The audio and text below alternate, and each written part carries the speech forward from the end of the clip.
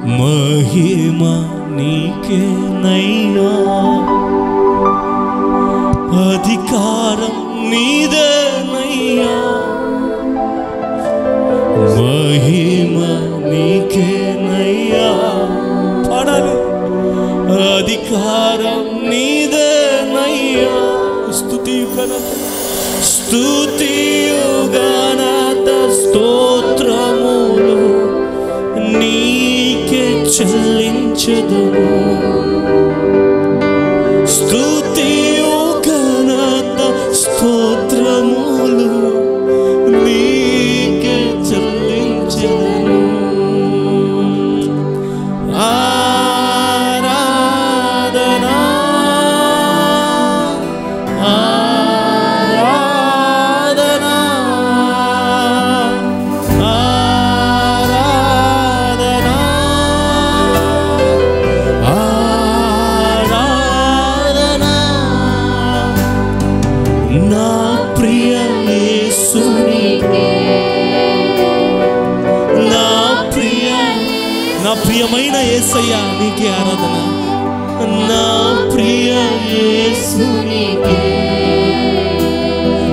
ప్రియమైన యేసునికే, మహిమ నీకేనయ్యా, అధికారం నీదేనయ్యా, మహిమ నీకేనయ్యా, అధికారం నీదేనయ్యా, స్తుతియు ఘనత స్తోత్రములు నీకే చెల్లించెదను, స్తుతియు ఘనత స్తోత్రములు నీకే చెల్లించెదను. రెండు చేతులు పైకెత్తి ఆరాధన ఆరాధన ఆరాధన, let your presence come, ఆరాధన ఆరాధన ఆరాధన ఆరాధన ఆరాధన, నా ప్రియ యేసునికే, నా ప్రియ యేసు, నా ప్రియ యేసునికే, నా ప్రియమైన యేసునికే, నా ప్రియమైన యేసునికే, విలువైనని రక్తముతో మమ్ములను విడిపించితివి, విలువైనని రక్తముతో మమ్ములను విడిపించి, రాజులుగాను లేవీయులుగాను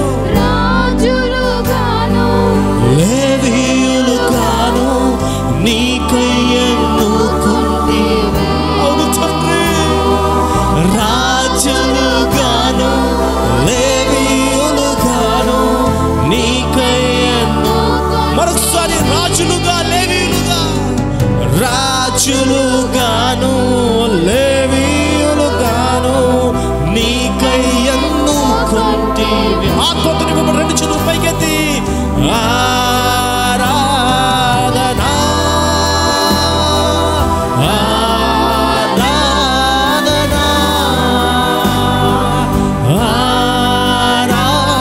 ఆరాధన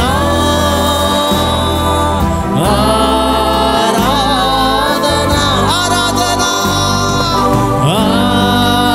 ఆరాధన ఆరాధన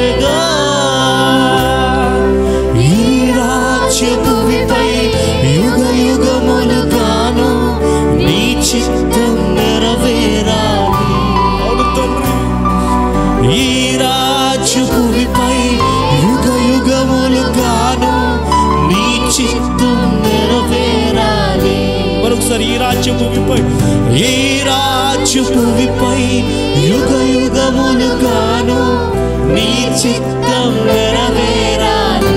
ఆరాధన ఆరాధన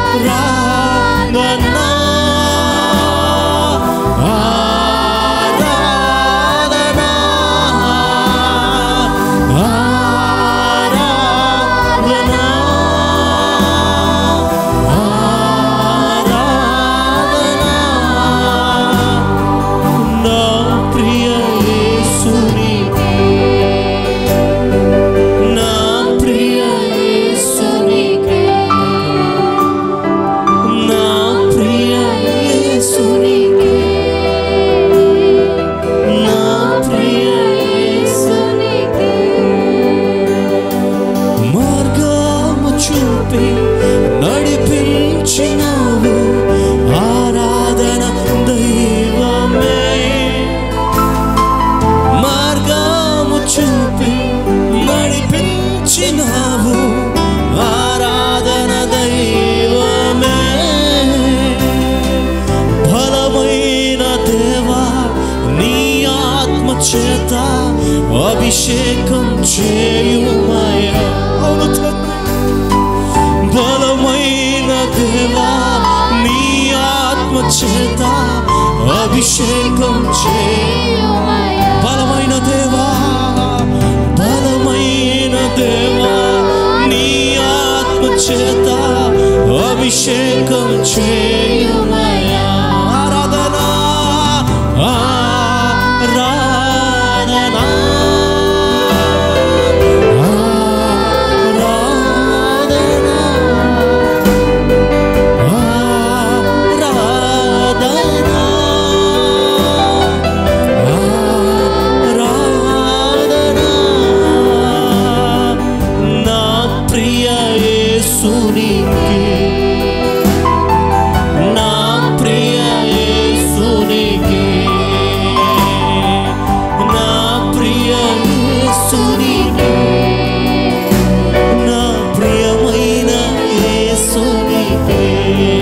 మహిమా మహిమా నీకేనయ్యా.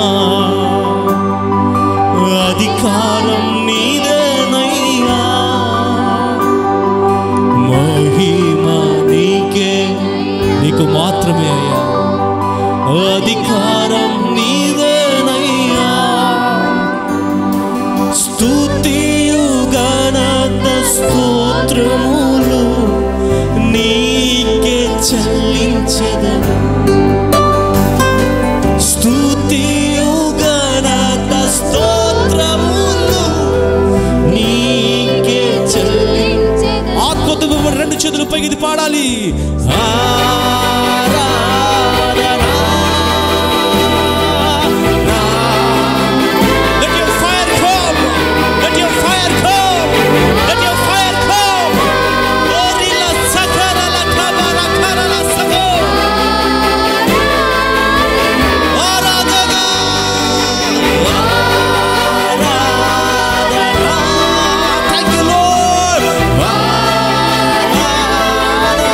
Thank you, Lord, for this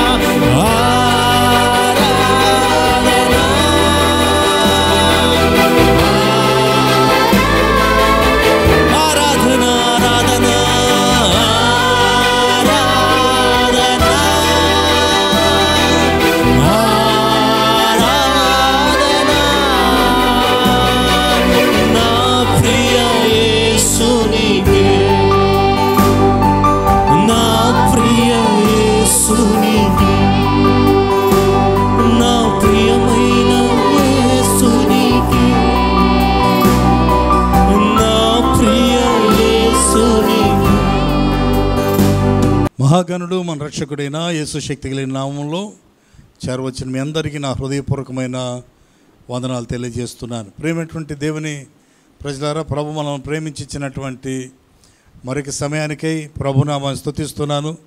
యేసయ్య నామాన్ని ఘనపరుస్తూ ప్రభునామాన్ని కొనియాడుచున్నాను. మనము గత కొద్ది వారాలుగా ఎపిసి పత్రికలో నుంచి కొన్ని సత్యాలు ధ్యానిస్తున్నాం. ఈ దినాన్ని కూడా ఎపిసి రాసిన పత్రిక 4వ అధ్యాయము, ఎపిసిలకు రాసిన పత్రిక 4వ అధ్యాయము మొదటి వచనము, తర్వాత 11, 12 వచనాలు ఆ విధంగా ధ్యానం చేద్దాం. అయితే దానికంటే ముందు మొదటి వచనాన్ని మరొకసారి చూడండి. లాస్ట్ సండే కూడా ధ్యానించాం. అయితే మరికొన్ని విషయాలు ఇందులోంచి ధ్యానం చేద్దాం. కాబట్టి మీరు సమాధానమైన బంధము చేత, ఎపిసిలు రాసిన పత్రిక 4వ అధ్యాయం, రైట్. కాబట్టి మీరు సమాధానమైన బంధము చేత ఆత్మ కలిగించు ఐక్యమును కాపాడుకుంటేందు శ్రద్ధ కలిగిన వారై ప్రేమతో ఒకనొకడు సహించుచు. ఇంగ్లీష్లో ఈ విధంగా రాయబడింది ఏంటంటే, first with long suffering for bearing one another in love, enduring to keep the unity of the spirit in the bond of peace. ప్రేమ కలిగిన తండ్రి, మీ పాదాలు స్తోత్రాలు. మహోన్నతుడా, మహాగణుడా, సర్వోన్నతుడా, సర్వశక్తిమంతుడా, మారని దేవా, మాట తప్పని దేవా, మీకు స్తోత్రాలు. మా తండ్రి, యుగ యుగములకు నిత్యుడా, మీకు స్తోత్రాలు. సర్వోన్నతుడా, సర్వశక్తిమంతుడా, మీకు స్తోత్రాలు చెల్లిస్తున్నాం. చదవని వాక్యం దీవించని ఆశ్రయించండి. మీరే నీరు కట్టి ఫలింపచేయవలసిందిగా ప్రార్థన చేస్తున్నాను. నాతో మా అందరితో మీరు మాట్లాడండి. మీ సన్నిధి నాయన మా మధ్య కృమరించమండుగాక. మీ యొక్క శక్తి, మీ బలము, మీ ప్రభావము కృమరించమండుగాక. మహోన్నతుడా, మీ కార్యం జరిగించమని మీరు చేసిన మేలంటికి వందనాలు చెల్లిస్తూ ఘనత, మహిమ, ప్రభావాలు మీకు చెల్లిస్తున్నాను. మీ ప్రేమకై, మీ కృపకై స్తోత్రాలు. మీ సన్నిధికై, మీ ప్రసన్నతకై, మీ అభిషేకముకై, బల, ప్రభావ, మహిమలకే వందనాలు చెల్లిస్తూ యేసు శక్తి కలిగిన నామమున ప్రార్థన విన్నందుకై స్తుతిస్తున్నాము తండ్రి. దేవుని ప్రజలందరూ బిగ్గరగా మరోసారి. కాబట్టి మీరు సమాధానమైన బంధము చేత ఆత్మ కలిగించు ఐక్యమును కాపాడుకుంటేందు శ్రద్ధ కలిగిన వారై ప్రేమతో ఒకనొకడు సహించచ్చు అని రాయబడింది.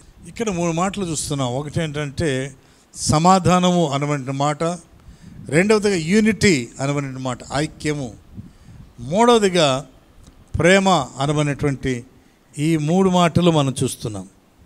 సమాధానము, ఐక్యత, మరి ప్రేమ అనబడినటువంటి ఈ 3 మాటలు మనం చూస్తున్నాం. ప్రియులారా, మనము ఈ లోకంలో చూసినట్లయితే డబ్బు ద్వారా కొనగలిగినటువంటి విషయాలు చాలా ఉన్నాయి. డబ్బు ఇచ్చి కొనుక్కోగలిగినటువంటి విషయాలు చాలా ఉన్నాయి.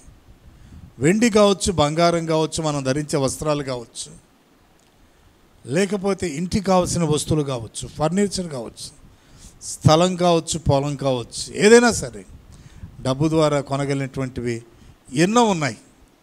కానీ అదే డబ్బుతో ఎక్కడైనా మరి షాప్కి వెళ్ళి 1 తులము మరి సమాధానం కావాలి, 6 తులము సంతోషం కావాలంటే దొరుకుతుందా చెప్పండి?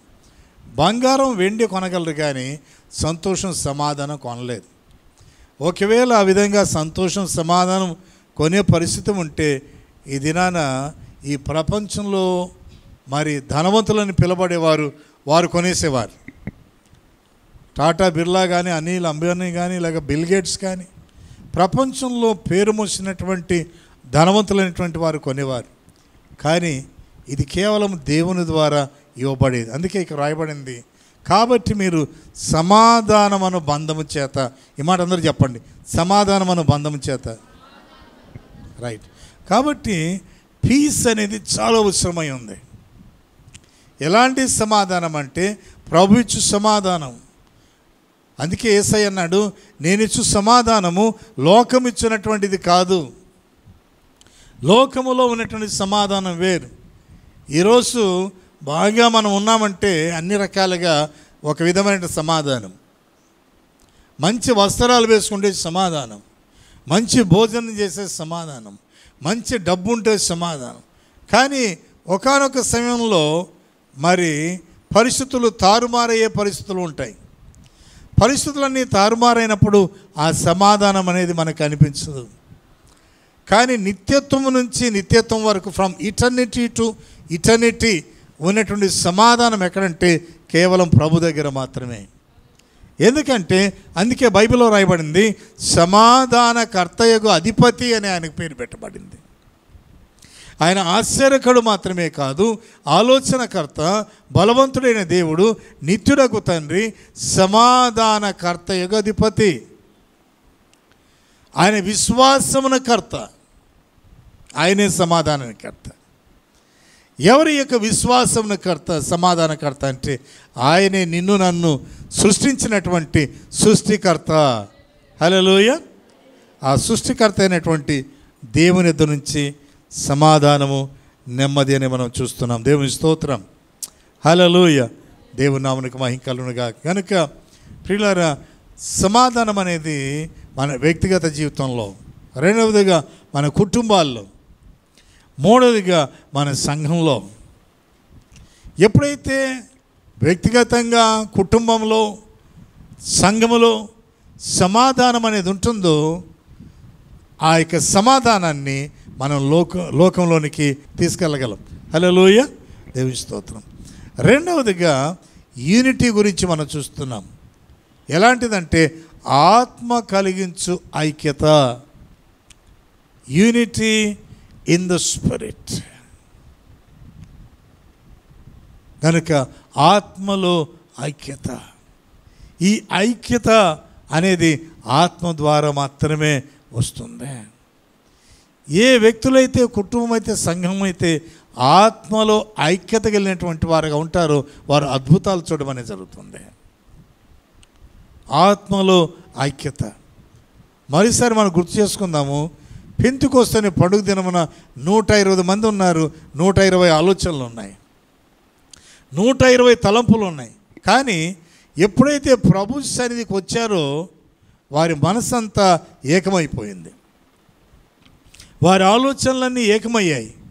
ఏక మనసుతో ప్రార్థన చేస్తే దేవుడు వారి ద్వారా అద్భుతాలు జరిగించినట్టుగా మనం చూస్తున్నాం. హల్లెలూయా. దేవుని మహిమ కలుగును గాక. మూడవదిగా ఐక్యత మాత్రమే కాదు, ప్రేమతో ఒకరినొకరు సహించండి. ఈ రోజుల్లో కరువు అయిపోయినది ఏంటంటే వ్యక్తికి మధ్య ప్రేమ తగ్గిపోయింది. మరి ఈవెన్ అంటే ఏమంటారంటే లోకంలో ఎలాగ ప్రేమ లేదు, కానీ సంఘాల్లో కూడా కనపడటం లేదు. ముఖ్యంగా నామకార్థ సంఘాల్లో కనపడటం లేదు. మరి విశ్వాసుల మధ్య కూడా కనపడటం లేదు, విశ్వాసులని పిలువబడే వారి మధ్య కూడా కనపడటం లేదు.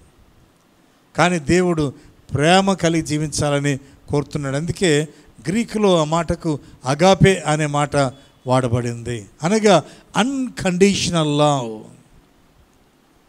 సరిహద్దులు లేనటువంటి ప్రేమ అనే మాట మనం చూస్తున్నాం. కనుక ప్రియులారా, ప్రేమతో ఒకరినొకరు సహించవచ్చు. అందుకే కొరింథీయులకు రాసినటువంటి మొదటి పత్రిక 13వ అధ్యాయంలో చదివినప్పుడు ప్రేమ దోషములన్నిటినీ కప్పును,